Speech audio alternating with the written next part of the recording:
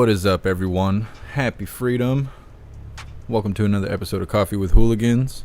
Hope you guys are doing well. Let me know how you're doing in the chat. Make sure you hit that like button. More likes, more hooligans. I'm going to read through the schedule really quick. I'm going to check on the chats. We're waiting for KJP. She should be on stage any minute now. She's actually 17 minutes late. So we'll most likely be starting with that unless she takes forever. Then we have a video titled College Professor Fails Student for Writing Biological Woman. We actually covered this like a week ago, but Jesse Waters is interviewing her in this video, so I figure we'll cover that.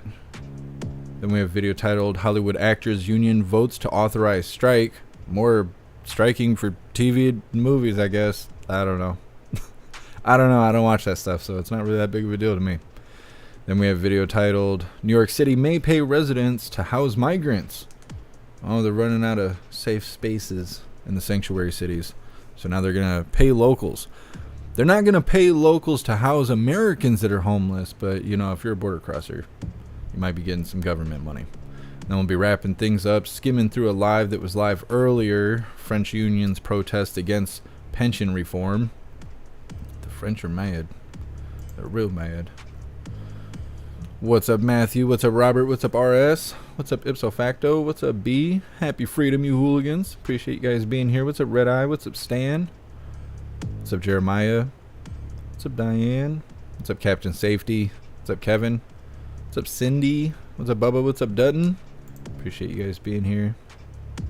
What's up, Too Real? Just in time. What's up, everyone on the JeffMAC Live secret YouTube channel? Happy freedom. Let's see. Twitch is running. What's up, everyone on Twitch? What's up, Snooks? Happy freedom. And Kick is running. What's up, everyone on Kick? What's up, Joe? Appreciate you being here. Happy freedom. What about Odyssey? Odyssey is always a wild card. Never know if Odyssey is going to run or not. Oh, it looks like we're good to go. What's up, everyone on Odyssey? What's up, Sam? What's up, Donna Sparks? Happy freedom. Appreciate you guys being here. And Rumble. What's up, everyone on Rumble? What's up, Film What Matters? Happy freedom. Film What Matters. It's our own money. They're paying us with our own money. Yeah. But they're telling us what to do with it. How to earn it. How to earn our money back. What's up, everyone on jeffmaclive.com. What's up, Cassandra? Happy freedom. It's Tuesday. Is today actually Tuesday? Yeah. I don't know why I keep thinking it's Thursday. Keep thinking it's Thursday. What's up, Drunken Spider? What's up, Gomers? What's up, Lance? What's up, Whistler's wife? What's up, Jojo? Happy freedom. Well, KJP isn't staggering out on stage, so we can probably go ahead and get this first one underway. College professor fails student for writing biological woman. Can't say that. That's a bad word. Bad word. How dare you?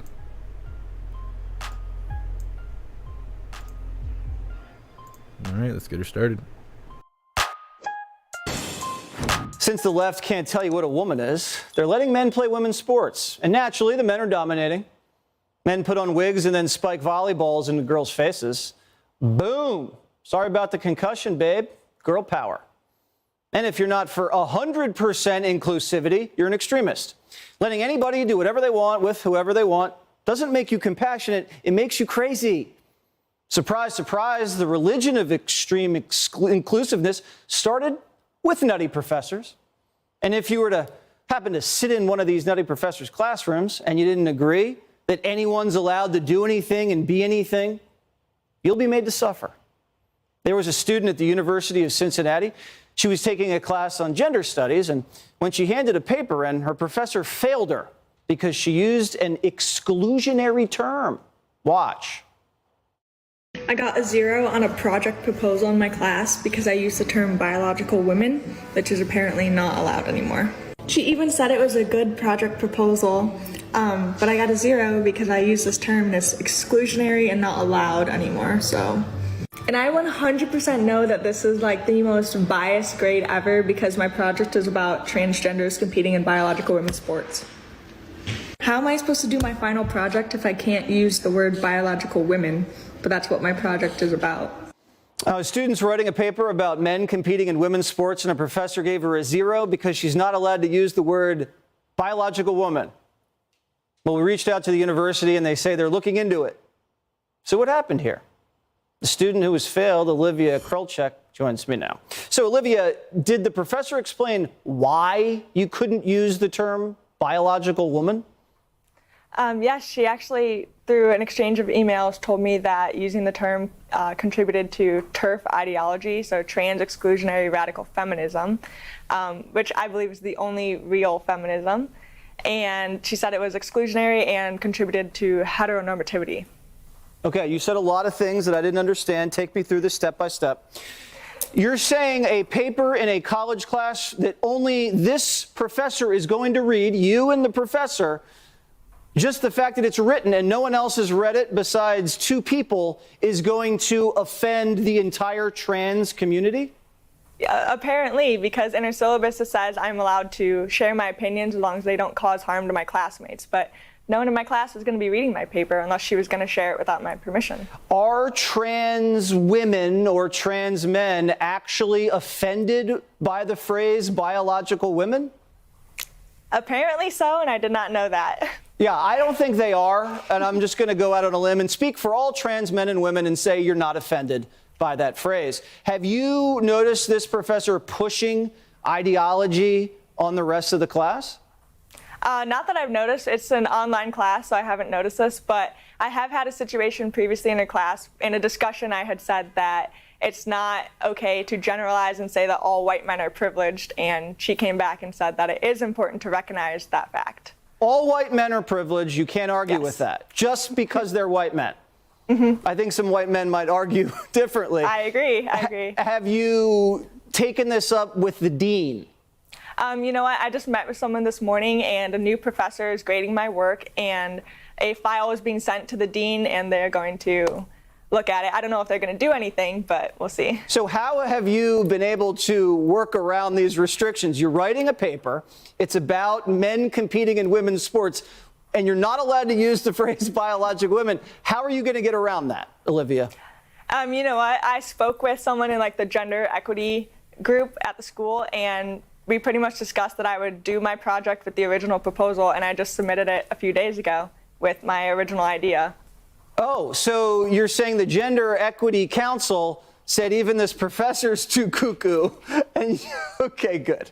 All right, well, please keep us posted. We want to know what grade you're going to get on this. So text us, you know the number at the bottom of the screen. Good luck, Olivia, if you ever need a job at Fox. We don't have those type of restrictions. We can use the phrase biological women.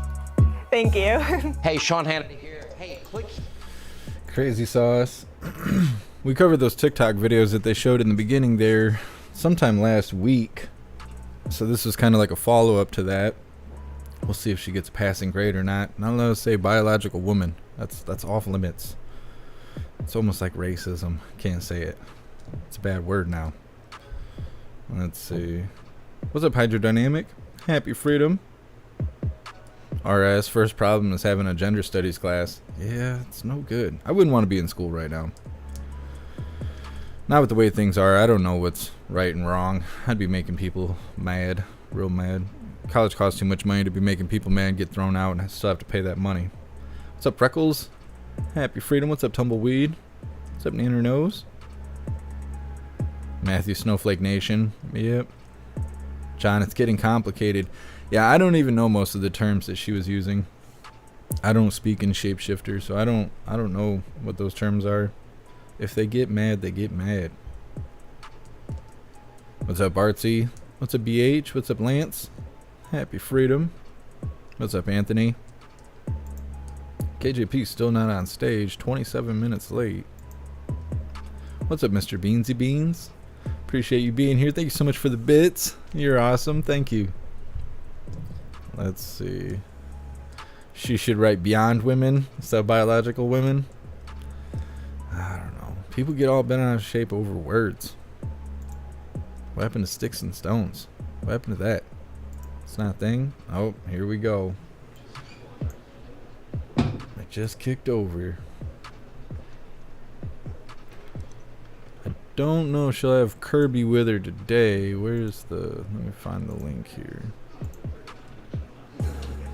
It's supposed to be just her. No hot dog fingers, but they got the TVs out. I think she's gonna have some charts. She's gonna be telling us these factual numbers. Also, Newsmax decided to come out and then copyright my video right before I went live. Apparently they don't want me to show their stuff. So now Associated Press and Newsmax they're off the line, I guess. It's dumb. Using YouTube to hurt other people. That's how it goes. What's up, Adrian? Happy Freedom. What's up, Cliff? What's up, Grey Wolf?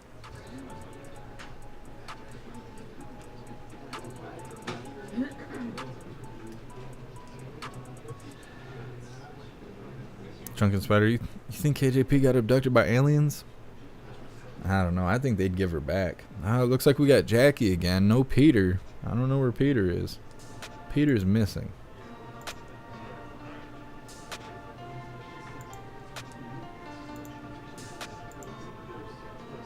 What's up, Pumpkin? What's up, TJ? What's up, Serum? Happy Freedom, Hooligans.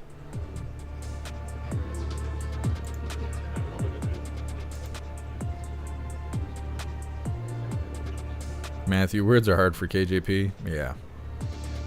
I think being awake is difficult for her. She's not very good at much.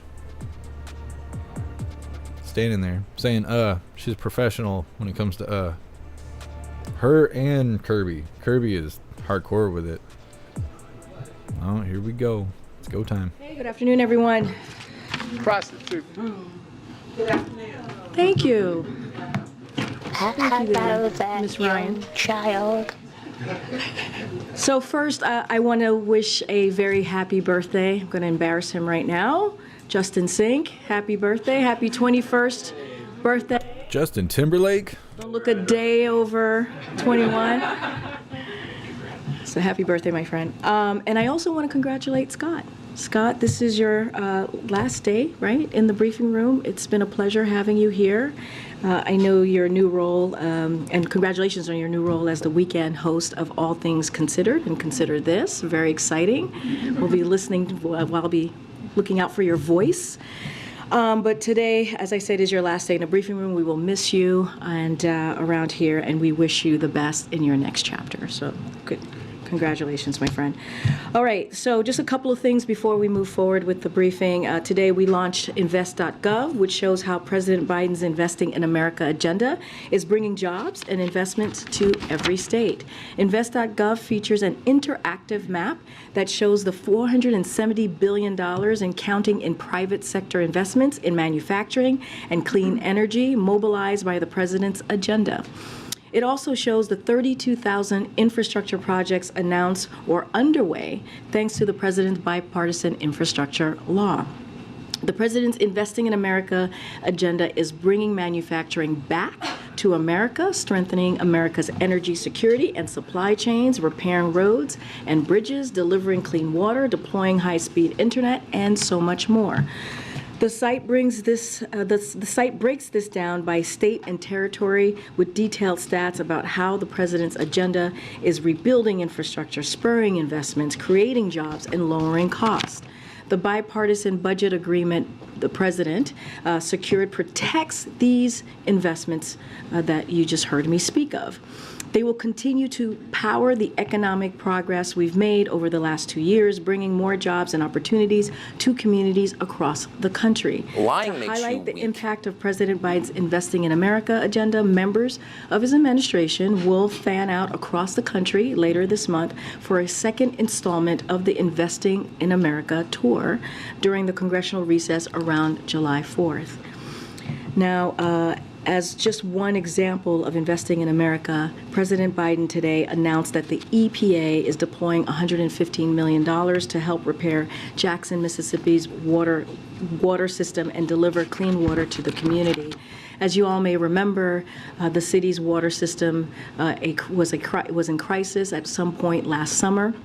And even long before then, the people of Jackson have lived under constant threat of boil water orders. This initial investment will help stabilize and rebuild the city's water system, and it's part of the president's commitment to ensure every American has access to safe, clean drinking water. And finally, I just want to touch on a lawsuit that was brought by Big Pharma challenging Medicare's ability to negotiate drug prices. Last year, President Biden signed into law the Inflation Reduction Act, which for the first time in our nation's history allows Medicare to negotiate lower prescription drug prices for seniors, caps the cost of insulin at $35, and requires prescription drug companies to pay rebates to Medicare if any raise their prices faster than inflation. Year after year, pharmaceutical giants make record profits as they charge middle-class families astronomical prices, often for drugs invented generations ago. For decades, the pharma lobby has blocked efforts to let Medicare negotiate lower drug costs. The Biden administration finally got it done. President Biden took on Big Pharma in legislative process, and he won. So now Big Pharma is challenging this historic action in court. The Biden-Harris administration is going to fight attempts to go back to the way things were before. And so we are confident we will succeed. There is nothing in the Constitution that prevents Medicare from negotiating lower drug prices. Anytime profits of the pharmaceutical industry are challenged, they make claims about it hindering their ability to innovate. Not only are these arguments untrue, but the American people do not buy them. So President Biden is going to remain focused on lowering America's health care costs, ensuring the benefits of the law reach the American people. With that, I have my colleague Admiral Kirby is here joining us again today to talk about the news out of Ukraine that you all have been. They didn't put his name in the title because they were worried people weren't going to show up.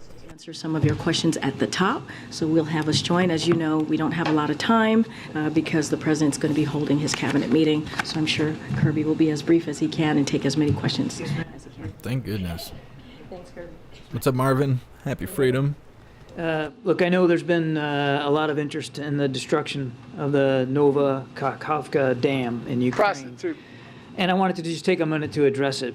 As you might expect, we've been closely monitoring the impacts of that destruction, which has triggered massive flooding in Ukraine and resulted in the evacuation of, at the very least, thousands of Ukrainians. We know there are casualties, including likely many deaths, though these are early reports and we cannot quantify them right now. We've seen the reports that Russia was responsible for the explosion at the dam, which I would remind, Russian forces took over illegally last year and have been occupying since then. We're doing the best we can to assess those reports, and we are working with the Ukrainians to gather more information. But we cannot say conclusively what happened at this point. We will certainly share more information when we can. What is clear, and what we absolutely can say, is that the damage to the Ukrainian people and to the region will be significant. This dam, which was built in 1956 as part of the Kakhovka hydroelectric power plant, sits astride Ukraine's Dnipro River. It's about 30 yards high and about 100 yards or so wide, and the reservoir it protects holds about as much water as the Great Salt Lake in Utah. So that's a lot of water. Now, that water helps supply southern Ukraine, including the Crimean Peninsula, as well as the Zaporizhzhia nuclear power plant. And I would add, we were relieved to see the statement today by the director of the IAEA asserting that there was no immediate risk to the safety of that plant. And as I mentioned, the dam also helps power the Kakhovka hydroelectric power plant. So, in addition to loss of life and livelihoods, its destruction could very well have a devastating impact on Ukraine's energy security, and it will certainly have an impact on Ukraine's canal system. So we're in touch, as I said, with Ukrainian authorities on how we can provide assistance to the many Ukrainians who have been displaced and forced to flee their homes for safety. We'll continue to work with humanitarian partners on the ground to supply aid. Russia's unprovoked war To supply aids. devastating impact on the Ukrainian people and brought terrible suffering to them. We will continue to support Ukraine in any way we can, including through military, humanitarian, and economic support. As I said earlier, we'll monitor this as best we can. We'll stay in touch with our Ukrainian counterparts, and as we have more information, we'll certainly provide it to you. What impact do you think the dam's destruction could have on counteroffensive operations with that? I think it's too soon to know, to be honest with you. Again, I won't speak to Ukrainian military operations in any way whatsoever, but right now the immediate focus is rightly on all the Ukrainians whose lives and towns and villages are affected by this flooding and making sure that they have the aid and assistance that they need. But right now, too soon to assess what kind of impact it's going to have on the battlefield. And one more in the Discord leaks. There's a report in the Washington Post that the U.S. had reports that Ukrainians were planning an attack on the Nord Stream pipeline. Do you have any comment on the intelligence report of that? And there are also suggestions that Russia may have been responsible for that. You know, why was Russia initially, figures pointed at Russia when the U.S. might have had information that Ukrainians were planning this? So I'm certainly not going to engage in a discussion about intelligence matters here from the podium, specifically with regard to that disclosure or any of the other. And in this case, certainly not going to speak to one that the Washington Post even said was not corroborated by U.S. intelligence agencies. Now, I think you know there are 3 countries conducting an investigation of the Nord Stream sabotage, and we called it sabotage at the moment: Germany, Sweden, and Denmark. Those investigations are ongoing. And again, the last thing that we're going to want to do from this podium is get ahead of those investigations.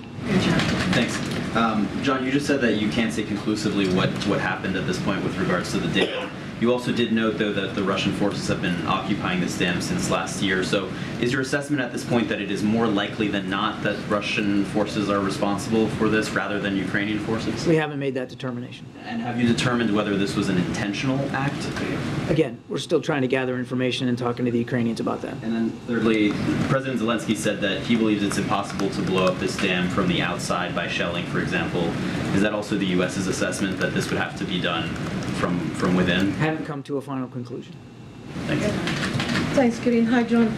A couple of questions on Iran. Iran launched today a hypersonic ballistic missile that can reach 1,400 kilometers. Your assessment of that and its implication to the region. And second, Senator Risch has been very critical of the administration towards... I'm sorry, who had? Senator Risch. He just actually tweeted, and he said basically that the administration doesn't have a clear policy towards Iran. And just let me just briefly just tell you what he said. He said the Biden administration has been caught flat-footed and has failed to articulate a broader Iran strategy, and he's referring to the expiration of the ballistic missile at the UN in October. So how do you... I wonder if he's talked to the Iranians about that, because I don't think that they would respond that we've been flat-footed. I think if anything, the Biden administration has been very clear, very concise, and very firm on pushing back on Iran's destabilizing activities in the region, to include the development of an improving ballistic missile program. I'm not going to talk about these specific reports of this alleged hypersonic missile, but we have laid down very clear sanctions and other activities to push back on what Iran's doing in the region, again, to include their ballistic missile program. So I would not assess that the Iranians would say we've been flat-footed or ignorant of what they're doing in the region. Thanks, Kirby. You mentioned that we're going to evaluate how we can assist Ukraine after the attack on the dam. Speaker McCarthy on the Hill today said that warned against trying to use Ukraine funding to bypass the defense caps that were part of the deal. So to kind of reconcile those into some questions, is there a concern that this dam attack might accelerate the timeline for when the White House needs to go back to Congress for additional Ukraine assistance? Do you have a general sense of what that timeline is? I know that in the past you've said you still have kind of a good amount of funding to work through, and is are the Speaker's comments consistent with what you guys kind of understood out of the deal that was brokered? So, to level set, we've been grateful for the bipartisan and bicameral support that we've had for Ukraine. We have every expectation that that's going to continue. That's one. Two, we've got enough funds, as I said earlier, to help support Ukraine on the battlefield throughout the rest of this fiscal year. Again, we're just now assessing the damage done by this dam explosion, so it would be imprudent for me to try to speculate as to what impact that might have. It's certainly difficult at this early stage to see that there's going to be an impact on supplemental funding either this year or going forward into next year based on the explosion. But again, we're in the early hours here, and we're going to take a look at this. And we've said before that if we feel like we need to go back to Congress for additional funding for Ukraine, we'll do that. But we'll do that at the appropriate time, and now's not the appropriate time to have that conversation with them. You use the phrase supplemental funding, so is that an indication that you see this as differently from the House Speaker, who is saying now that he wants additional Ukrainian funding to come out of the What I'm saying is our focus is on executing the funding we've got this fiscal year and making sure Ukraine can succeed on the battlefield. And we're just not at a decision point to talk about the need for additional funding later on in whatever form that might take. We're grateful for the supplemental funding we got for this fiscal year, terrific support on Capitol Hill, again, both chambers, both parties, and we fully expect that will continue. Just a question on the NORAD intercept over the weekend. That plane stopped responding to air traffic controllers 15 minutes after taking off, but it took an hour and a half until F-16s were able to intercept it. Is that okay with you? Do you think that the underlying protocol needs to change here? Yeah, I'm not going to litigate the actual event over the weekend here from the podium. DOD will take a look at the process. Again, as I said yesterday, they responded in a very textbook fashion here, but I also said they'll take a look at this, and if they determine that there might have been a procedure that needed to be done differently, they can speak to that. Two for you, John. First, back on the Nord Stream pipeline. You say there are 3 European investigations underway. Yep. Does the U.S. know when any one of those may be concluded? I'd have to refer you to those 3 countries. Is the U.S. actively investigating who did it? Why not? There are 3 European countries that have embarked on independent investigations of this, and we're comfortable in their ability to take a hard look at this and to come up with conclusions. So there's this gas pipeline situation. There's the drone attack in Moscow a few weeks ago. There's the missile attacks in Moscow. Is it fair to say Ukraine itself may be doing a lot more of these more brazen things than the U.S. is willing to admit? I'll let Ukraine speak to their activities. What I can tell you, Ed, we've said it before, we don't support attacks inside Russia, and we don't encourage or enable Ukraine to be able to do that. We've made those concerns known to Ukrainian officials, certainly privately, absolutely publicly, and we've received assurances in return. On the other issue I wanted to ask about, does the Biden administration have any concern with a major U.S. sports league getting into business with the Saudi Public Investment Fund? I think we'll let the Saudi government speak to that. Does it seem believable to you that Russia would destroy a dam and flood ethnic Russian villages and cut off a water supply to Crimea? I mean, that doesn't seem logical. It seems about as logical as blowing up one's own pipeline, doesn't it? We've come to no conclusions on this. We're working with the Ukrainians. We'll try to get as much information as we can. Okay, I have one more question. French and German leaders have called for new elections in Kosovo, given the low voter turnout. It's causing a lot of tension. What's the U.S. position on that? I think we'll have to get back to you. I'd refer you to the State Department, but I'm happy to take that question back. I mean, obviously, we support free and fair elections everywhere they're held, but I don't have anything specific on that. Another question, this time on Africa. Is the president still on tap to go to the continent later this year? I don't have anything on the calendar, April, but the president is absolutely intent on visiting Africa, as he said he would, and I don't have any. I don't have a trip scheduled to speak to right now.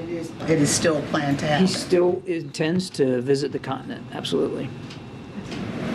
Just one more quick follow on the NORAD event over the weekend. I know you said DOD is investigating it. I did not say they're investigating it. Looking into what happened. No, I didn't even say that. It is common practice when DOD conducts an operation for them to take a look and just walk through a sort of a hot wash of it. Mm-hmm. I'll let them speak to whether they're doing that and what that looks like. Well, but my question for you on it is, if you look at the timing and the data from the plane, it seems like the intercept happened after the plane had flown over Washington, D.C. Was that, from your understanding, an intentional choice, or was that an issue of planes catching up and trying to get there? I don't know. I'd refer you to DOD. John, on the dam explosion specifically, can you just speak to the president's engagement on this when he was briefed? And is one of the steps here that he is ordering the declassification of some of the information that would help be able to reveal publicly who the U.S. suspects was behind this? The president was certainly kept informed of the event earlier this morning. I don't have the TikTok for you on that, and I know of no decision to downgrade anything at this point. And then separately on, we understand Secretary Blinken will be traveling to China in the coming weeks after, of course, the visit that was canceled earlier this year. Can you speak to the U.S. officials who were there in the last couple of days, what role they may have played in trying to finalize this trip that had been tried to be rescheduled? Certainly one of the purposes of Dan and Sarah's trip was to again, as I said yesterday, to make sure the lines of communication remain open and to talk about the potential for future visits, higher level visits. I think I said that yesterday. And they felt that they had good, useful conversations with PRC officials about that, and to that end. And I think you'll see us speak to future visits here in the near future, but I just don't want to get ahead of the schedule. Just a couple more minutes. Thank you, great. Quick one on Lavrov and his comments on F-16 fighter jets. He said that U.S.-built F-16 fighter jets can accommodate nuclear weapons and warned that supplying Kyiv with them will escalate the conflict further. Do you have a response? The first thing I would say to Minister Lavrov is if you're worried about Ukrainian military capabilities, then you should take your troops and leave Ukraine. Hold on a second. I don't know what that's about. Let me refresh the page.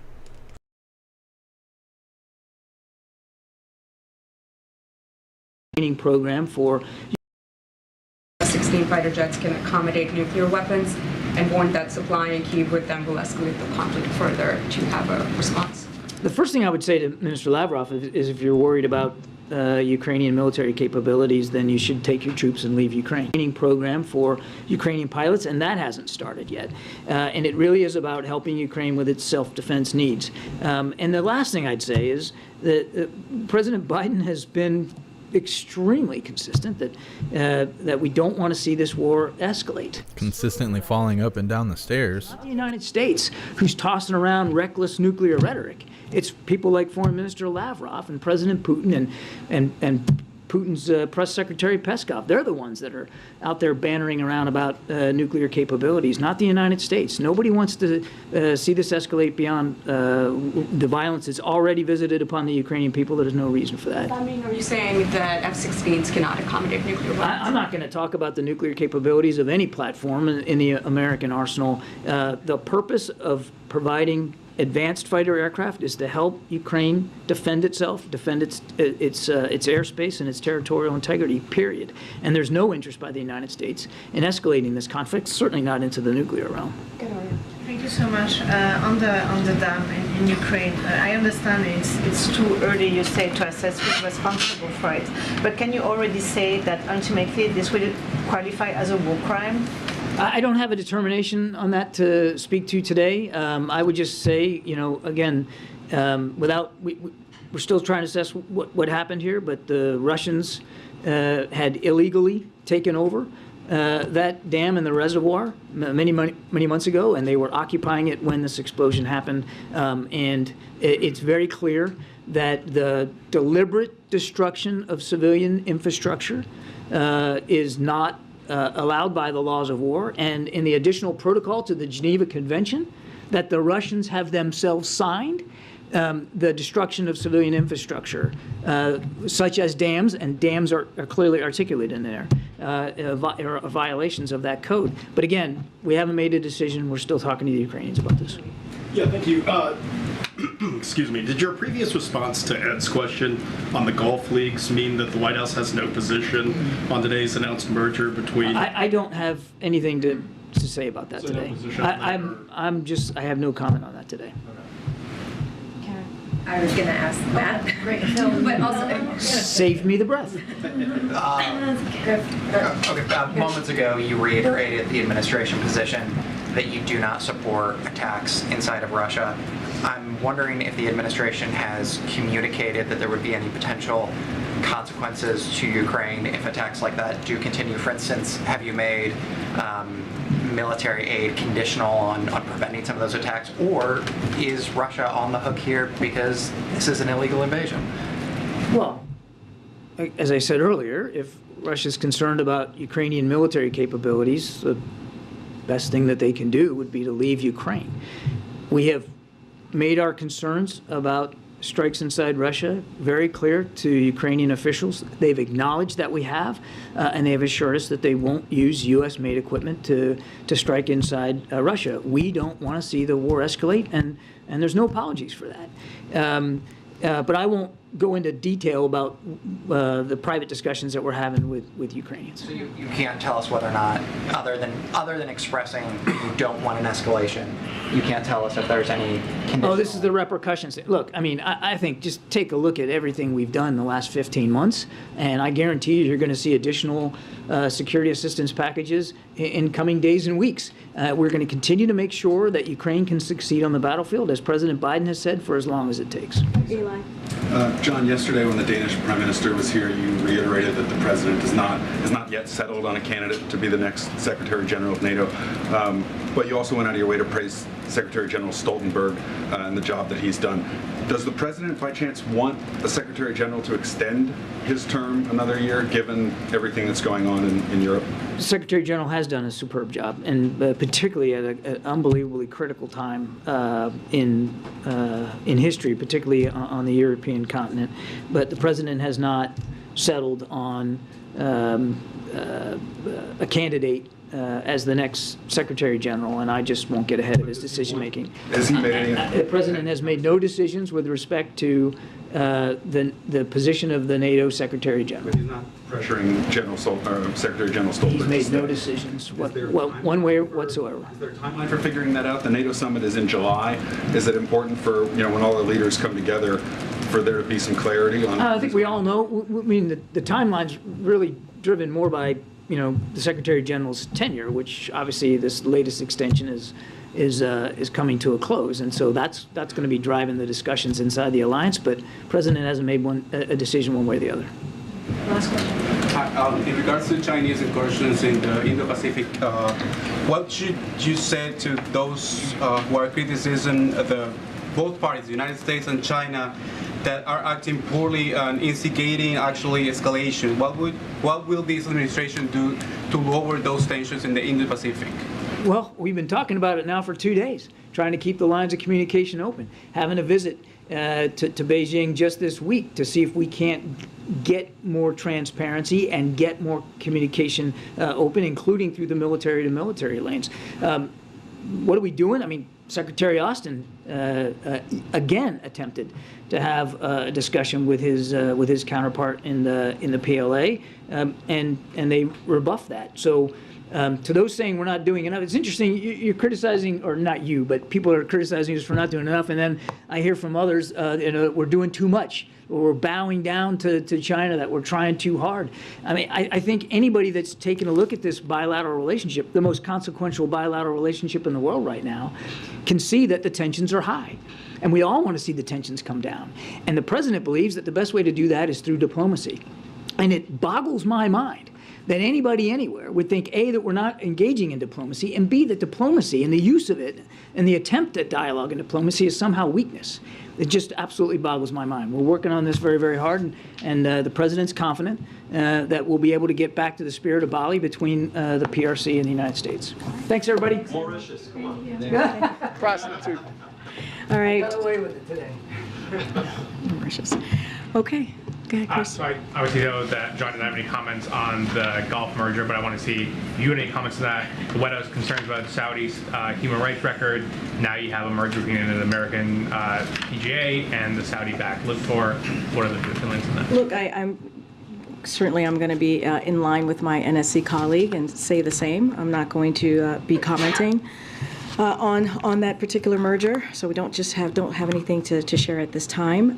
But when it comes to human rights, as we have said over and over again, this is something that the President has been very clear about and has brought that up with leaders that he's met with, and so that is never anything that we shy away from. But on this particular merger, we're just not going to comment from here.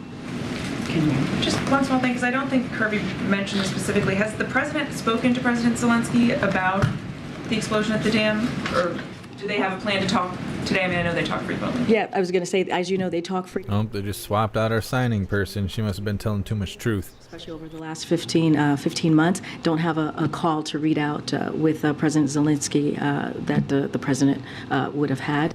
They brought in Garth Hansley. Just on the Merck lawsuit, Karine, I know you said that the administration is confident that it will succeed in the courts, but as it plays out in the courts, how concerned are you about the impact that this will have on President Biden's efforts to lower drug prices? Look, we're going to continue. I laid out kind of our position on Merck and the lawsuit. We're always going to be very careful on commenting on an ongoing lawsuit. But I will say that we're going to continue. It's not going to stop the president from continuing to lower prices for Americans, especially health care costs, as we've seen him do with the Inflation Reduction Act, which is a historic piece of legislation as we talk about, making sure that we are lowering costs for Americans, making sure that insulin's at $35. That's something that came out for seniors. That's something that came out of that piece of legislation. So we are just going to continue to do the work. That's something that the president has made when it comes to lowering costs. His number one priority as in economic policy is to do just that. So we're going to let the lawsuit and that process go and continue, but we feel very confident, and we're going to continue doing our work here. Are you preparing for more litigation filings by the end of this year? Well, I'm certainly not going to get ahead of what DOJ might be doing, not going to get into hypotheticals from here, but what we can say is that we are confident, and we're certainly going to continue to do the work that we have been doing the last 2 years, that the president has been doing the last 2 years to lower costs for Americans and American families, and you've seen that. We have actually executed on doing that. The president has with the historic pieces of legislation that we've gotten done. Okay. Thanks, Karine. Merck says that the Medicare drug price negotiation provision is going to hurt their ability to invest in developing new drugs. Are you guys confident that this will not have that impact, and if not, why not?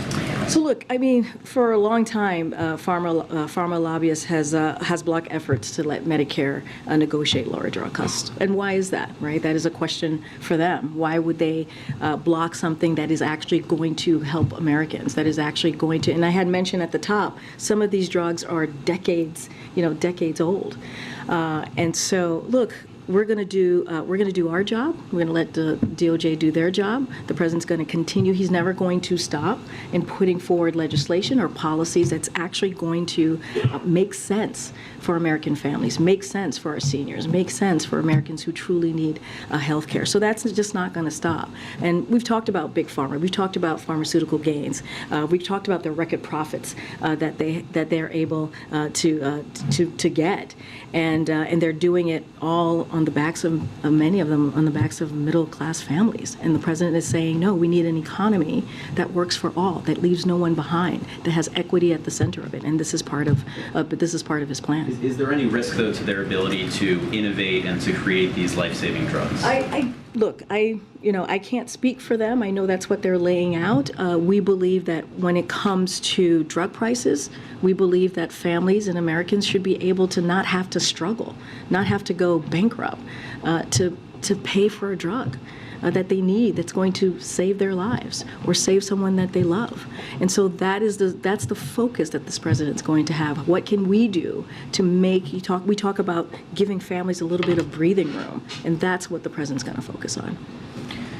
All right, good. Are you concerned that other drug companies might now follow Merck's lead and file suit? So look, I can't speak for other drug companies. I'm not going to speak for them here. What I can speak to is what the president's going to continue to do, and that is make sure that we deliver for American families, make sure that we lower cost. That has been something that we have said, the president has said for some time when it comes to his economic policy. The number one component of that is how do we continue to lower costs for Americans. I want to ask about UFOs, but I have to ask about the border first. On the 11th Circuit ruling yesterday blocking quick releases of migrants, does the administration plan to appeal to the Supreme Court? It's ongoing litigation, so certainly I'm not going to comment on that at this time. The New York City mayor floated plans to have migrants be housed with residents. Is that something the administration would support? And if that ends up becoming necessary, would that be a poor reflection on the administration's ability to manage this? So I haven't seen those reports. I kind of saw some chyrons on the cable news network, I think yours, coming out to the podium. What I can say is that we have been in touch with the interior cities, right? The cities like New York City, like Chicago and others who are dealing with this issue. And we've had conversations with them. We are in touch with them. As you know, there is more than $200 million in funding that has gone to these interior cities. A majority of that has gone to New York City, but just not going to speak to the mayor's policies. I just don't know much enough about it to speak to it at this time. And the retirements upcoming, the border chief and the ICE chief, is that going to impact the administration's ability to manage the border in the near term? So look, from what I understand, their retirements has been planned for some time now, and so just going to leave that piece to them, and certainly they can speak to their retirement. What I can speak to is what we have seen these past couple of weeks since Title 42 has been lifted. We've seen legal migration go down significantly, and that's because of the plan that this president has put forward. You think about diplomacy, you think about deterrence, you think about making sure that we're expanding legal pathways. That's what the president and his administration has been able to do, and that's why we have seen such a decline at the border. And I think that speaks to the president's leadership and what he's been able to do with his team, and I think that's incredibly important. Go ahead, Steve. Real quick, though, this whistleblower report alleging that the U.S. military's been retrieving craft of non-human origin for at least several decades. Are we alone? And if we were not, would you even tell us? I would refer that question to the Department of Defense and let them answer that question for you. Go ahead. Back on the Merkel lawsuit, just to drill down it just a little bit. You said at the top that there's nothing in the Constitution that prevents Medicare from negotiating. The lawyers for Merck are arguing that it violates the Fifth Amendment, the Takings Clause, the First Amendment. It's too coercive. Do you have a specific response to those arguments? I don't have a response to that. I can just say clearly there's a lawsuit. Clearly it's being litigated. I will leave it to the Department of Justice to deal with. I've been very clear that it is in the Constitution to do what it is that we're moving forward with. This is a piece of legislation clearly that was passed. The president signed into law, and it's going to help American families. It's going to help Americans that really truly need it. We should not be in a situation in 2023 where you have American families who are sitting around the kitchen table every month trying to figure out how are they going to pay for these bills, and what is it that they're going to cut so that they can't get a drug that is life-saving. And that is something that the president is aware of. You hear him talk about, he's talked about how he grew up and how those conversations are incredibly difficult. And so this is what the president's been talking about, right? Making sure, again, we don't leave anybody behind. We have equity at everything that we do, and that we have an economy that grows from the middle up and the bottom up, middle out, and that's the president's plan. He's going to stick to it. Get April. On Mississippi, Jackson, Mississippi, and this $115 million towards repairing their water infrastructure. Mississippi isn't alone. Flint, Michigan still has infrastructure problems.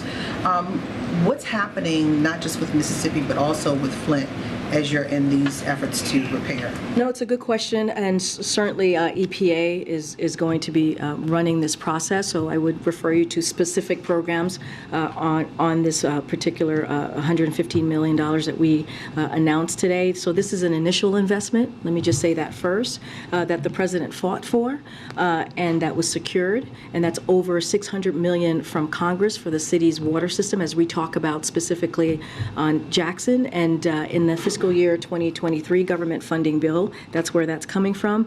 And so it is on top of tens of millions of dollars we've already deployed as it relates to the city. And let's not forget, this is through the president's bipartisan infrastructure law, and also the American Rescue Plan. So because of these two pieces of historic legislation, one was bipartisan, one was the American Rescue Plan was just by Democrats who pushed that along, and the president's first major piece of legislation, they're going to help cities like Flint. It's going to help, as I just mentioned, Jackson. And so this is really important, right? As we talk about how we're moving forward as a country, our economic system, how we're going to make sure that we take care of areas like this that have been left behind, that has not have had any really much investment to deal with the water situation that they're having to deal with. This is why it's so important that we have the infrastructure law. It's why we're so important that we're able to get the American Rescue Plan. As it relates to Flint, I would refer you to the EPA. Well, they have more information and how these two pieces of historic legislation are going to be deployed and helped in Flint. So on the broader piece, though, beyond Flint, beyond Mississippi, this is a nation that has a lot of antiquated systems underneath. So you're saying that this will be more broad? Oh, absolutely. I think that's why, again, that's why the bipartisan infrastructure law is so critical, because it is meant to more broadly deal with communities just like this and other communities as well, as they deal with, as they deal with the water system, as they deal with, broken roads, as they deal with trying to fix, their bridges, all of the things that is so important. Let's not forget, this is a president who has said when it comes to his infrastructure bill that is now law, clearly it's about the decade, right? Infrastructure for a decade. It is incredibly important, and it's going to change lives for Americans across the country. Okay. Understanding that you're not going to get into the position on this Gulf merger, do you know if this merger would be subject to federal regulatory oversight from like the FTC or DOJ? So I'm just not going to get into it from here. I'm just not. Yes. Go ahead, Chiefs. No. Go ahead. Thank you, Karine. I want to ask about the president's tumble that he took on the stage in Colorado the other day. It's absolutely true that any one of us could trip over an object that just happens to be in our path. Nonetheless, we've all observed the difficulty this president has in certain settings. Steps are one of them.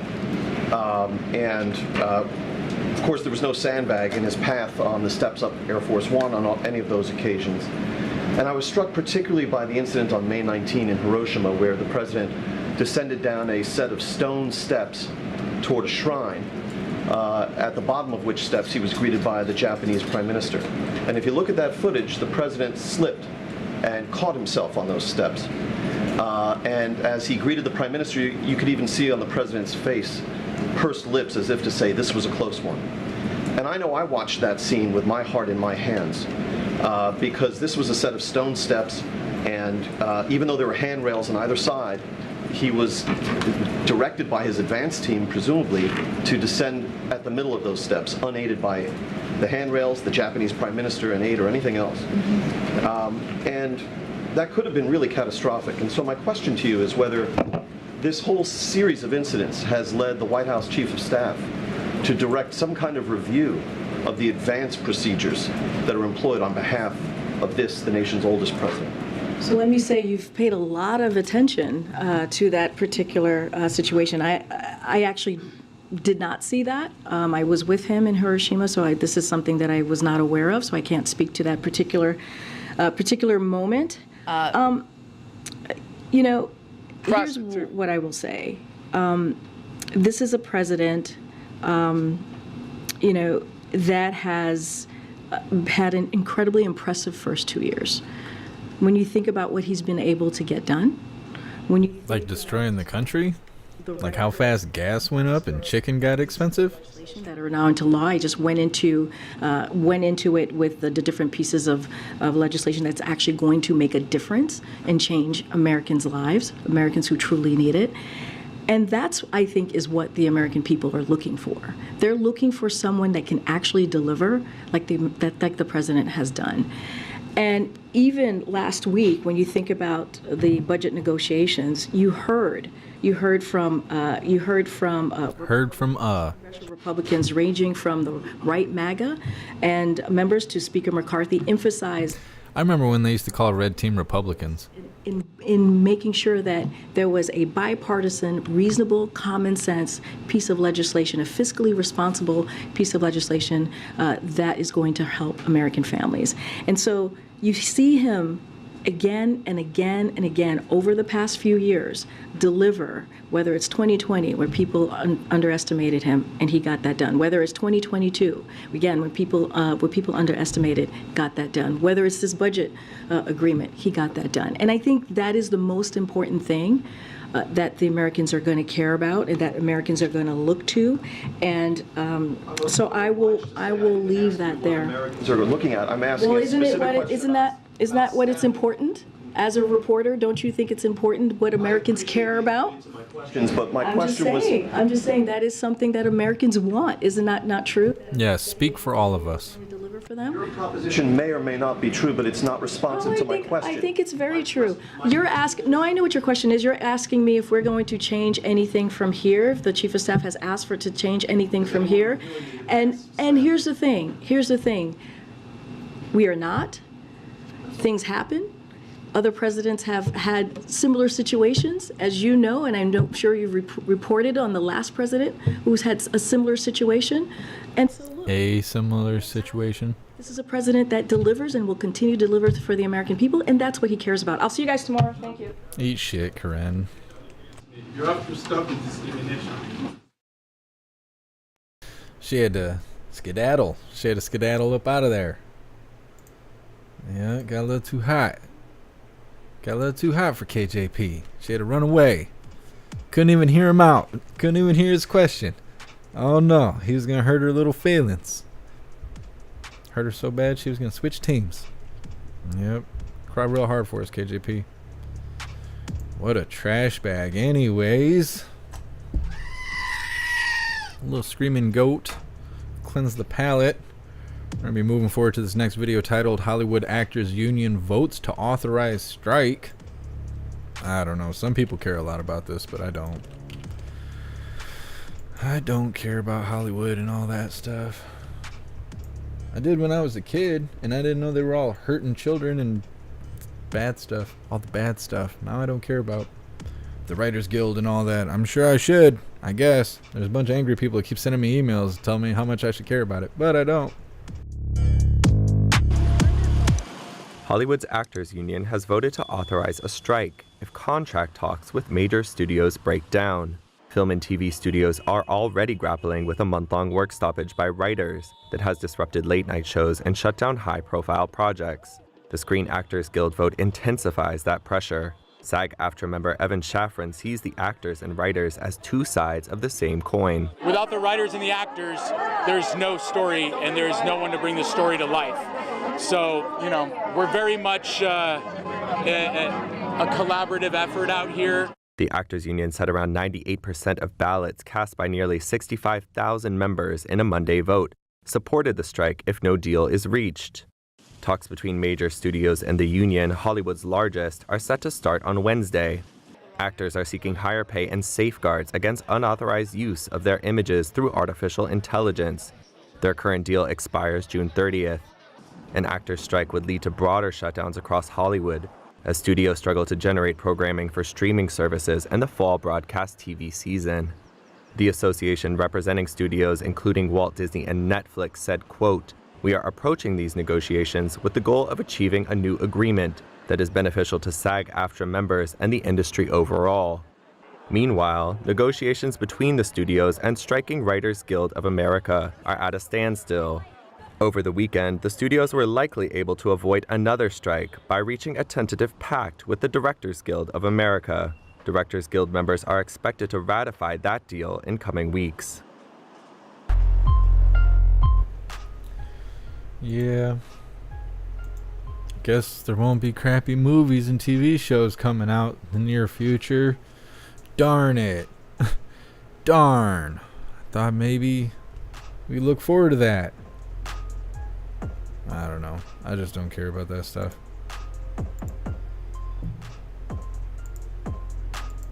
I feel like all they do is recycle the same ideas. They kind of put themselves in this position. Should have been writing gold instead of writing stuff that's already been out. They're like, what do you mean you're not going to pay me enough for recycled ideas? We're going on strike. Okay. We'll see the other side of this. Randy, good for them. Yeah, exactly. Yeah, most people don't care.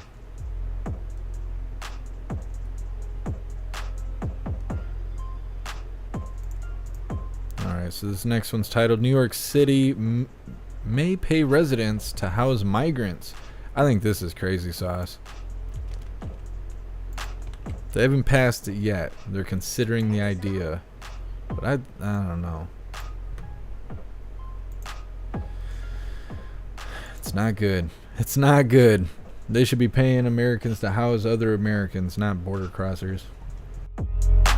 Not just these houses of worship that could be welcoming migrants. That's right. Mayor Adams also suggesting today that the city could pay people to house migrants in private residences. Sharon Crowley has more on the mayor's idea and whether he has the power to actually make it policy. Sharon. Yeah, Steve, New Yorkers willing to take in an asylum seeker into their home could be paid by the city for doing just that. It's a hypothetical right now. The mayor's considering every option as he looks to find new ways to house thousands of newcomers who continue to arrive in the city each week. The closer we bring the asylum seekers and the migrants to everyday New Yorkers, the easier it will be for them to transition into society. Mayor Adams saying he's open to paying private homeowners to put up asylum seekers. Right now, it's just an idea that he's floating. It's cheaper and it's a good investment for us to go to a family and assist them instead of placing people in large congregate settings or in these emergency hotels. Each week, thousands of single adults and families arrive here on buses from border states. The mayor says finding housing for everyone has become increasingly difficult. He recruited faith leaders to open up churches, synagogues, and mosques. And now the mayor is considering taking things a step further by asking private homeowners to share their space. The mayor says any New Yorker willing to house migrants would be paid by the city. Technically, short-term rentals of 30 days or less are illegal in New York City. So if this is going to be something less than 30 days, they would have to change the existing law. New York City civil rights attorney Ken Belkin says the mayor could issue an executive order to temporarily change laws. Given the state of the crisis with the influx of migrants into New York City, it's unprecedented, and I do think his emergency powers would allow him to make an executive order to do this. The mayor has proposed a number of shelter options since the start of this crisis, many ending in controversy. An earlier plan to house men in tents on City Island and then on Randall's Island was scrapped amid flooding concerns. Putting migrants in school gyms also fell flat with parents and students. It means the mayor has been forced to get creative, and he'll have to keep it up as each week new families keep coming. This is not sustainable. Well, the mayor says the shelter system is already stretched to its limits. I reached out to the New York Immigration Coalition to see what they think of housing asylum seekers in private homes here in New York City, and they told me they don't have a response yet since it's still just an idea. All right, to be continued. Thanks, Sharon. I don't know. That sounds like a terrible idea. How come they don't make those suggestions for homeless Americans, homeless veterans? Hey, if you take these people in, you help them get back on their feet and re-merge into society, government will send you money every month, like foster care. No, that's not an offer. But if they come here illegally, they cross that border, oh yeah, we'll pay you to house them. So they can integrate into society. If they want to be a part of society, they should have came here legitimately. I don't know. How can you be a part of society when you don't have rights? You didn't come here legitimately. You don't have any rights. It's not safe for you in society. I mean, I don't know. I feel like it shouldn't be this complicated. We're making easy things really complicated. So for real, I'm not putting them in my house. No thanks. For real. Yep. So I'm saying, if it's this easy, they come across the border, we're just gonna, here's free rights, here's paid way, we'll just give you housing and stuff. Meanwhile, there's homeless Americans and homeless veterans. Make it make sense. There's no answers. We have no answers for that. We don't know how we're going to solve that problem. But if you come here and you're not supposed to, we'll pay your way. What? It doesn't make sense. Matthew, communism. Yeah, I don't know. When we were covering the Writers Guild thing, somebody said, we are in the movie. Yeah, that seems that way. This is all a giant movie. This movie sucks. Who wrote this movie? It's no good. It's no good. It started with the plague. Then we got the open border. We got people that don't know what to do with their wiener, if they should turn it inside out or not. I mean, I don't know. People want to hurt kids, and that they'll get you canceled if you speak out against people that hurt kids. This movie sucks. It's not what I signed up for. I don't know. Doesn't make any sense to me. And then he acts like it's a great idea. And he might have the availability to actually implement it. People in New York, I don't know. They're in a rough situation. Rough stuff. William, all about the votes. Bets aren't for old man Walter. It's true. It's true. That's got to be their only strategy here. It's the only thing that makes sense. They need people to vote blue team. And they don't have that. So they got to bring that in. They got to have someone here to do that. Hydrodynamic, we should leave and come back illegally. I mean, I guess. I guess. Sucks. We're all just taking it. There isn't anything else we can do. Take it or go to prison for interfering with federal business. Bringing in people here that ain't supposed to be here. Putting our tax dollars towards it. But, you know, even when they're not doing that, they're sending our tax money overseas. So it's never about what's going on here at home. It's never about helping Americans. Never. Doesn't make any sense.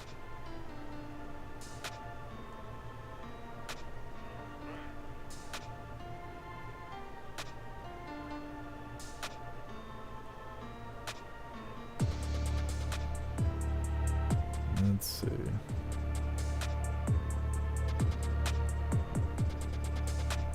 Praise, you're in here trolling? Is that what's going on?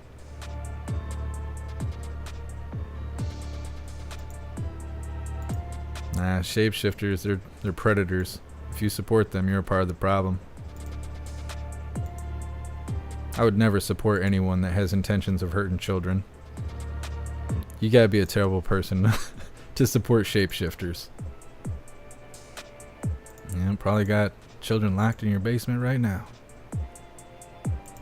Holy moly, we got 6 people watching on Kick, breaking records. We got more people watching on Kick than on Odyssey.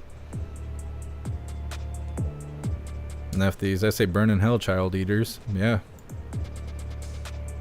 We should be allowed to assist them on their journey. I don't know, I kind of feel the same way about people crossing that border. Like, I'm surprised that they can just come here and get free stuff, free housing, free bus rides, free plane tickets. We've heard them flying on private jets and stuff. Last I checked, if you go and invade another country, they don't just welcome you with open arms. That only happens here during Old Man Walter's administration. Rough stuff.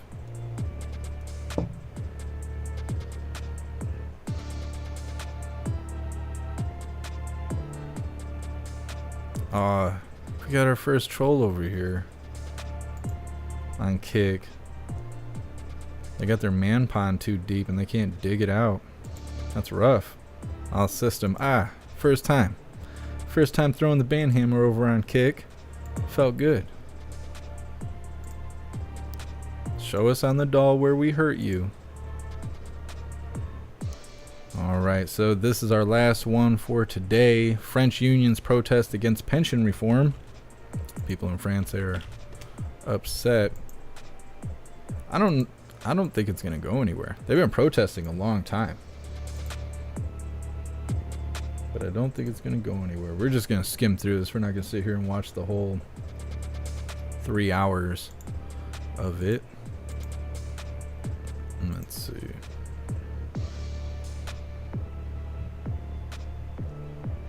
So for real, they got sand in their hoo-has. They got sand castles in their hoo-ha. Yeah. I'm waiting for them to pop up again. Because they will. Because they will. That's what they do. They have nothing but hate in their heart, and they try to say their little deal, and then they get banned, and then they make another account, and they show up and say their deal, and then they get banned again. I don't know. And they even do it on YouTube, and you guys subscribe to the channel to even write in the chat on YouTube. Actually, I think you might have to on Twitch also. So I couldn't imagine being so pathetic that you'll subscribe and wait the time limit just to say something that really makes no sense. And then you get banned, and then you go get your other channel, and then you subscribe, and then you just wait around for a while, and then the time limit hits, and then you say the same thing over again, and then you immediately get banned. Nobody sees how stupid you are because you only exist in the chat for 14.5 seconds. Pathetic. Pathetic. I don't know. Such low form of living. I don't know what that's like. When your mom loves you more than she's legally supposed to, I guess you grow up like this. I don't know. Maybe daddy came home after work, drank too much, and touched you. I don't know exactly what happened, but can't imagine being so pathetic as an adult.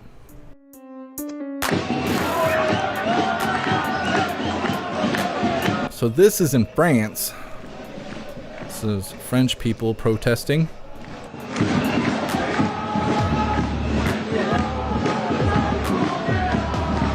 This is how it started anyways. You see the stormtroopers.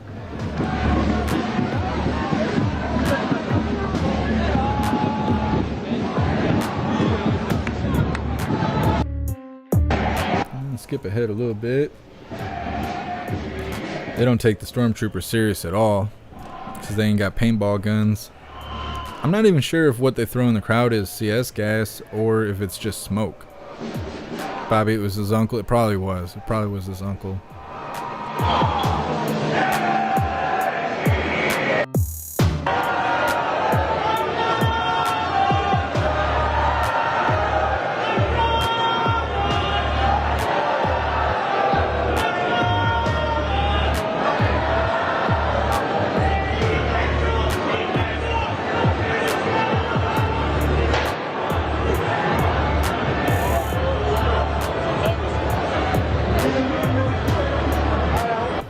It's peaceful. It's a peaceful protest. There's no fire yet. They don't get real aggressive in France. That's why we don't cover this stuff live. I mean, we have a few times, but it's not like the protests that we've watched.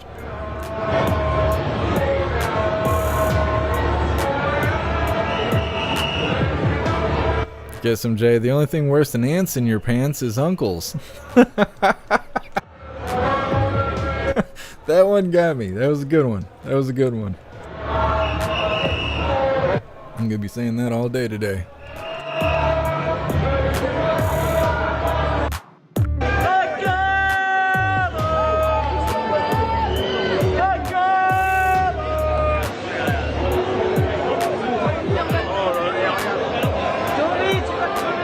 It looks like the stormtroopers are trying to, I don't know, form a plan, some sort of strategy. There's a lot of people in the street though. I don't know what they're gonna do.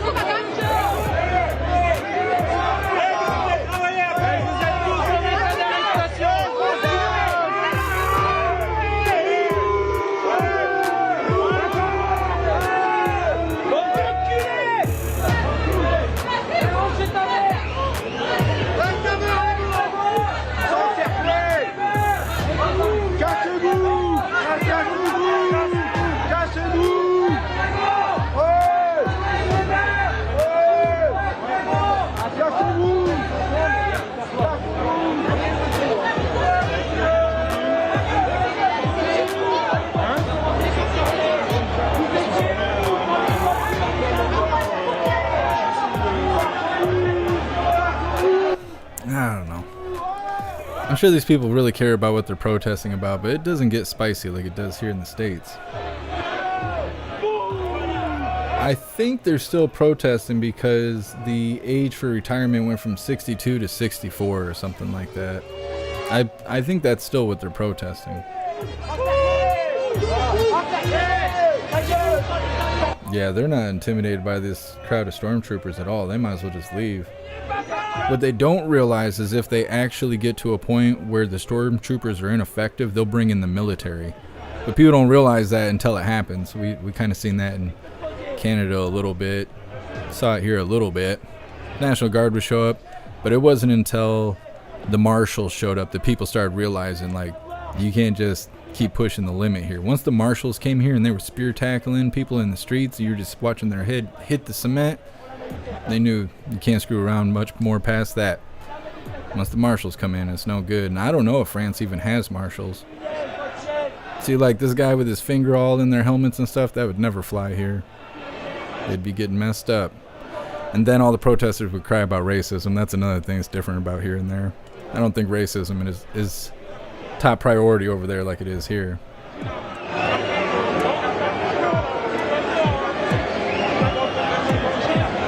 Sci-fi. This is in France.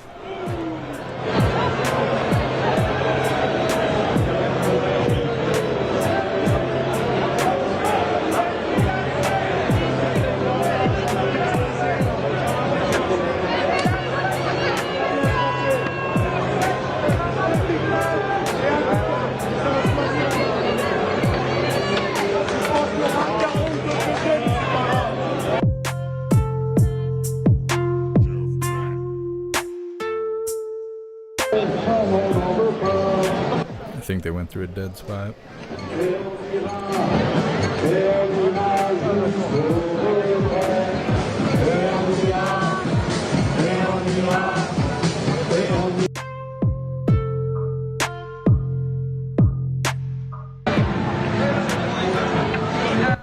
Seems they're starting to do graffiti. I haven't really seen that when we covered these lives. They're kind of slowly descending into like a chop phase.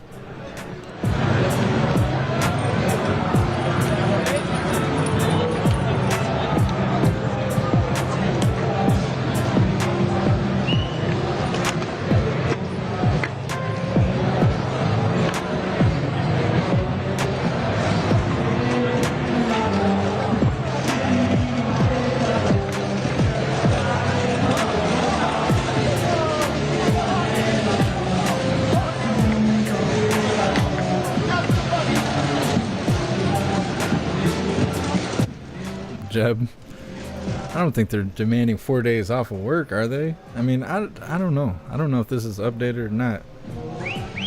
To a different reason to protest? Somebody told me that France is always protesting. That they're like always doing this stuff. I don't know anything about France.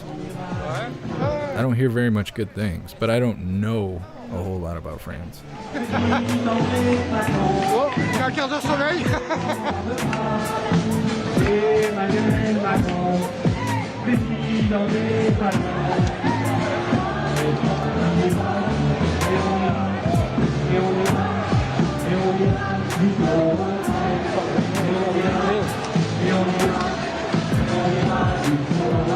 Snook's pension protest again? Yeah, that's what I thought. Because of retirement age being moved 2 years.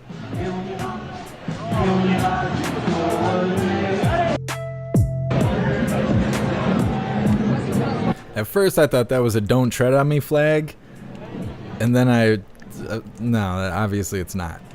They are disarmed over there. They don't have "Tread on Me" policy. They forfeited their firearms. There's some fire though. I mean, it's starting to be a real protest now.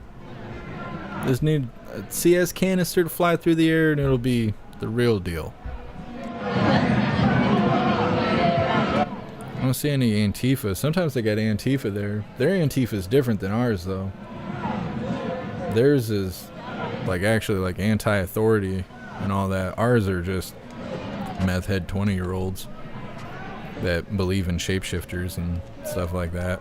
They will be protesting AI rights. I'm telling you, write that stuff down. We're going to see softies in America when we get AGI, the artificial general intelligence, when AI starts thinking for itself. It doesn't need to be prompted by one of us, living human beings. We're going to see Antifa and all those meth heads out there saying AI deserves rights too. Blah, blah, blah, blah, blah. Just like they're standing up for the drag shows, just like they're standing up for the rest of the shapeshifters. I don't know. It's no good. Anything to corrupt the American way.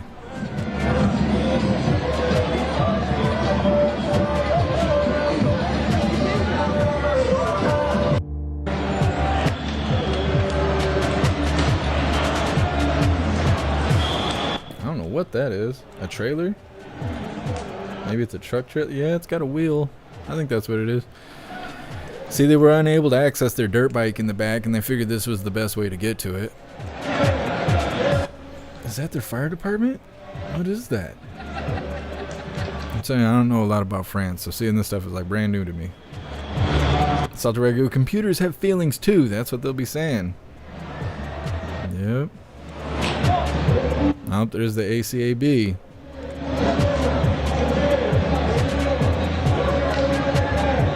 Edward, AI rights are human rights. Yep.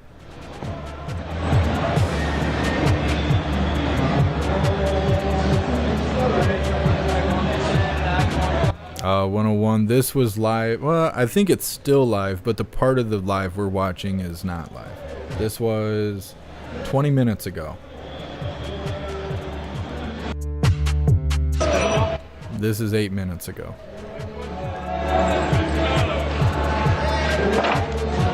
Matthew, every bot matters. Yeah, I'm telling you, we're going to see that. They're going to protest for AI rights. Anything just to blur the lines of reality. Wait till they find out how hard I work my computer and I don't pay it. They're going to be like, mind blown. No justice, no Reese's, no Riot Pizza, whatever it is.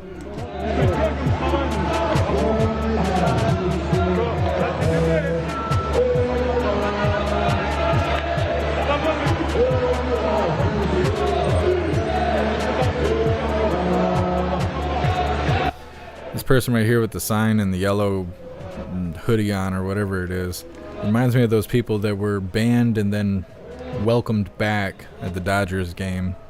I can't remember what those shapeshifters are called. They're a special group. They dress up like nuns or whatever, but then they also look like mimes. I don't know. Just another group of people that hurt kids. I don't pay attention to their name. I just pay attention to their purpose. Hydrodynamic truck for sale, real cheap. Right. Hardly used.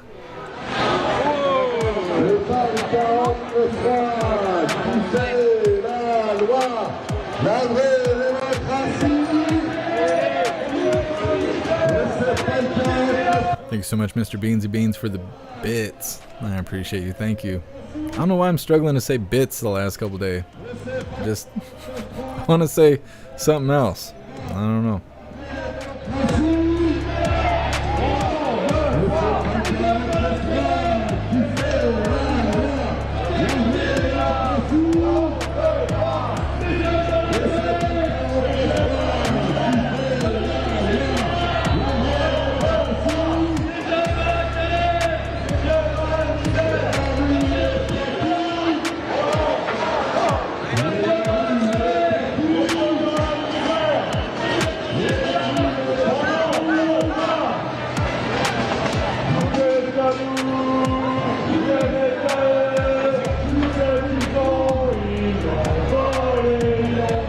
What's up, Shanti? Happy freedom.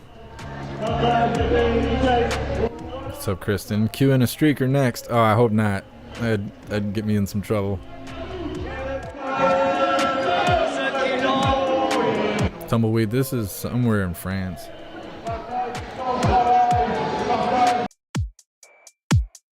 Yeah, so it's still live. This is live right now, but they're wrapping things up. Yep. So I mean, this is happening right now out in France somewhere. It kind of looks like a good time. I mean, it's summertime now. Get out of work. Go get yourself a corn dog. Hang out with the protesters. It's not like it was here. Shanti, just woke up from a nap. This cool weather, but my body's confused. Yeah, it depends what time where you're at in the country. Right now it's 2:40 here. Eastern time. Those 2 o'clock naps hit differently. I call it that, like the 5-hour energy drinks. They're I don't know what the advertisement's like now, but I remember they had an advertisement where they were saying like that 2 o'clock feeling. I'm like, you know what? That's a real thing. That's a real thing. That 2 o'clock feeling make you want to nap.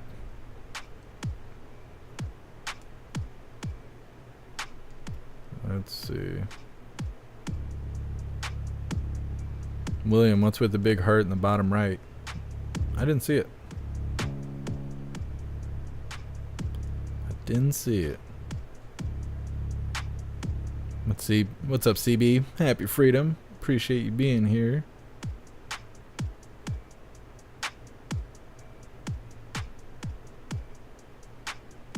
What, Tumbleweed? I don't know what you're talking about. Are you talking about the little things popping up on the right? The little emojis? I don't know what that is. I feel like it has to do with the app. I don't know what that is. That just started like a week ago. Guess MJ, if France was gone, would we really miss it? Well, I feel like it's not ours to lose. I don't think of stuff like that. People could say the same thing about Mexico. You know, because the people coming from that end is, you know, through the border and whatnot. People are mad about that. I just think they shouldn't be here unless they're going to come here legitimately. And then knowing the tax dollars are going to be paid to house them and transport them and stuff, that's no good.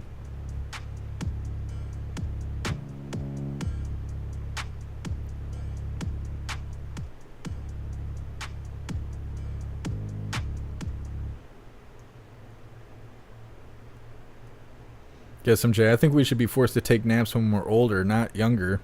Yeah, because we're definitely more destructive older than we are younger.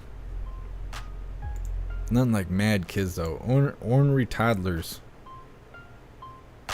That's basically what Antifa is.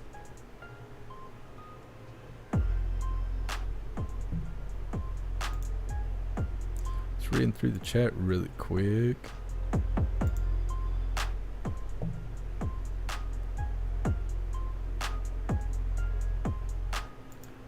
Well, it seems the troll that supports people that hurt kids never came back. Maybe they're making up a new account right now. I'll never understand that. Like, there's one thing to trolling, but to support people that hurt kids, you get hit by a bus, nobody's crying for you, bud. Nobody's gonna hear your mom saying, oh, he was such a good boy. We don't care. We don't care. Once you join that group over there, we don't care about your existence anymore. You gotta protect kids at all costs. Let's see. Oh, where's the link? Grabbing the link. Grab it right by its link.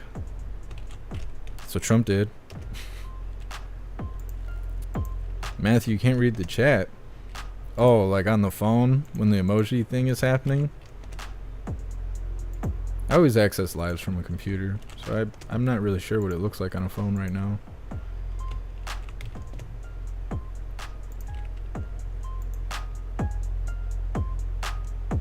Never comply. Anonymity makes internet.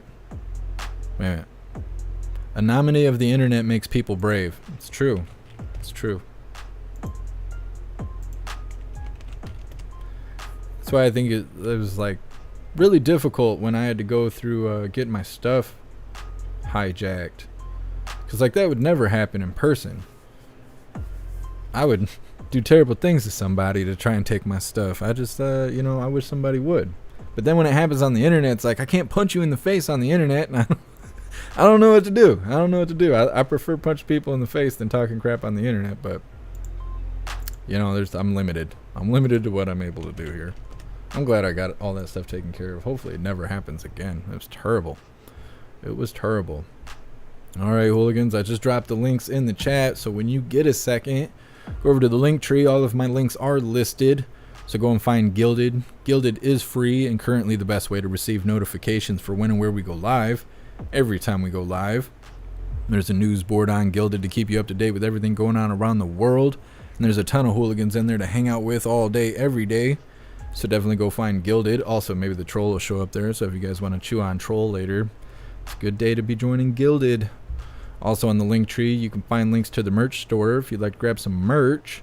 We have shirts, hoodies, stickers, coffee mugs, and a bunch of other specialty items. Everything is displayed in black and white or white and black, but if you find something you like, just click on that item to see all the different colors that item comes in. You can also find links to PayPal, Cash App, Venmo, Stripe, Zelle, Buy Me a Coffee, and Locals if you'd like to help support what I do. There's also a link to the Amazon wish list if you would like to send me stuff. It's really easy to use. Anything you purchase directly from the wish list will be sent straight to me without having to find addresses, send emails, or keep track of tracking numbers. It's really simple. And then finally, we have links for the membership programs. We have memberships for YouTube, Gilded, Discord, Odyssey, Rumble, and Twitch. And then at the top of the link tree there, you can see the link to claim a free week membership over on jeffmaclive.com. No strings attached, no credit cards or anything like that. You will not be charged after the week is up, but with a membership, you'll have access to your own profile for our private social media area. You'll have access to our live streaming area with the built-in chat, and you'll also have access to our advanced messaging system with the ability to text call, video call, group text, group call, group video call, and the ability to upload all digital media that you would like to share, from digital documents to MP3s to your new Fire mixtape or pictures of your cat, whatever you prefer. You'll have access to all of that. So go join jeffmaclive.com. It's the freest place on the internet. All right, hooligans, it's that time. Please join me for the Pledge of Allegiance. I pledge allegiance to the flag of the United States of America and to the republic for which it stands, one nation, under God, indivisible, with liberty and justice for all. I swear to God, I did the Pledge of Allegiance in my dream the other night. I just remembered that. I don't remember what I was doing, though. I just remember saying it. It's not a terrible dream. I've had worse. Hey, I appreciate you. Get some, Jay. I'm just going to read through chat really quick, and we're going to wrap this up. Bobby, no. We're not that advanced yet. Get the AI headsets and stuff for intimate activity. We don't have that on the website yet. They did have a kissing meter or something I could put on there between profiles, so you could, like, I don't know, put kissy faces towards each other, and if you match, then you can go on a hooligan date or so. I don't know. We didn't add it into the website, though. It was offered to me, but I was like, nah, we're good on that.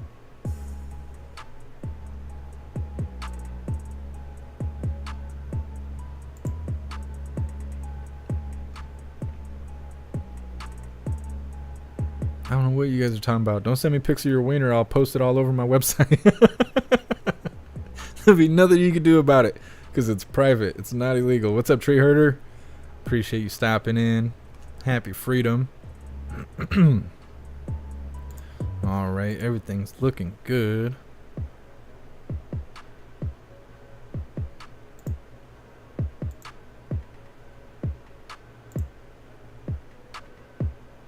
Oh, what time is it? I'm going to run to Langton. Check the P.O. box. I just remembered that. I think I have enough time. I should have enough time. I'm going to try and run Langton. Check the P.O. box. I know you guys sent me envelopes for autograph stickers. I will be mailing that stuff out as soon as I go retrieve it.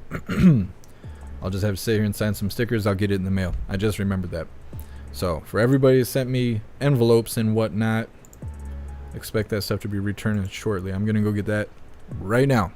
I appreciate all of you guys. Big shout out to everyone that made donations, joined the membership program, or purchased any merch. I really appreciate all of you hooligans, and I would not be able to do this without you. So thank you so much for all your support. I'll see you on the next live. Until then, stand tall, shine bright, and that's a wrap.